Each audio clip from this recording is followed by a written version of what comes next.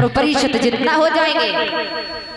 आज भैया उसी समय आगे चल करके और तक्षक एक सुंदर छड़ी बना है, और जब सुंदर छड़ी बना है, गुरु धनवंतर जी रास्ते से जा रहे हैं, छड़ी को देखा, धनवंतर ने पहचान नहीं पाया, उस छड़ी को उठा करके अपने पीठ पर रख लिया है, और जब अपनी पीठ पर रखा तो गुरु धनवंतर को तक्षक ने पीठ में डस लिया है, और जब पीठ में डसा, गुरु धनवंतर की जहां तक नजर पहुंचती थी वहां तक विष नहीं रहता था।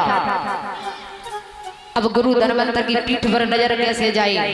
गुरु धनवंतर ने अपने 1400 चेलाओं से कहा, आप ऐसा करो, हमें जमीन में गाड़ दो और आप 1 महीने तक ढाक बजाओ। और जब ढाक, चेलाओं ने गुरु धनवंतर को जमीन में गाड़ लिया और ढाक बजाना प्रारंभ किया है।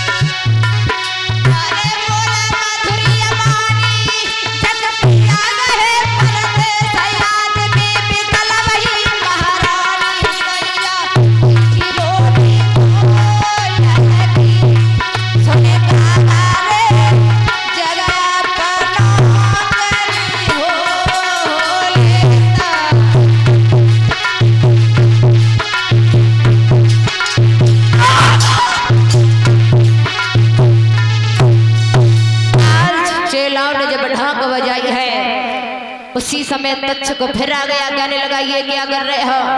चेला कहने लगे हम अपने गुरु को और जमीन में गाड़ करके ढाक बजा रहे हैं। तक्षक कहने लगा पागल है गए हो, जमीन में निकाल करके देख लो।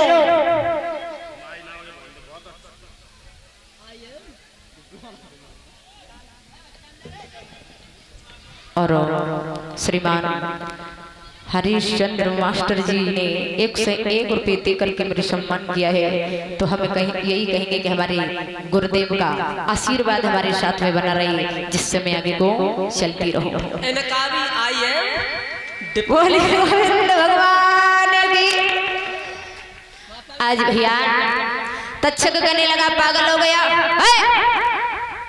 जमीन में गुरुजी को गाड़ दिया है, ऐसा ना हो गया वो मर नहीं गए हो, निकाल लो, अगर जिंदा हो तो ढाक बजाना सही है, अगर मर गए हो तो क्या फायदा है, तुम क्यों मरे जा रहे हो उनके साथ में। आज चेलाओं ने गुरु धनवंतर को जमीन से निकाला।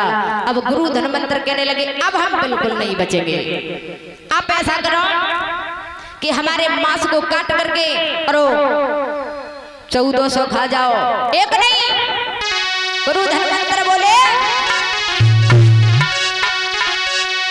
होइयो 1400 धनवंतर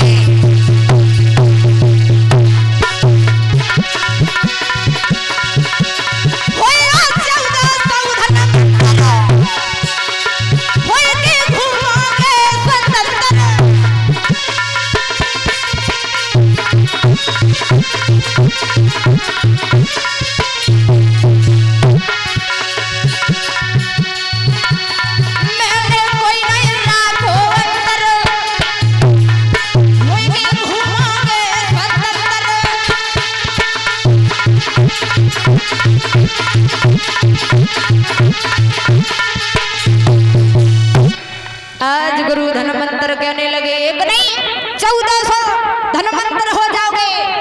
उसी समय क्या किया है, चेलाओं ने गुरु धनवंतर के मांस को काट करके हड्डियों में पकने के लिए रख दिया।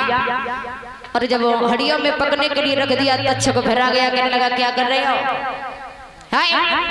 कहने लगे हम अपने गुरु के मांस को खा रहे हैं, पका रहे हैं और इसे पका करके तब खाएंगे। तक्षक कहने लगा कितने पागल हो गए हो, है जिसी को गुरु समझते हो और उसी गुरु के मांस को खाओगे। आप ऐसा करो, ये सारी हड्डियां और गंगा जी में फेंक दो। आज गुरु धनवंतर का मांस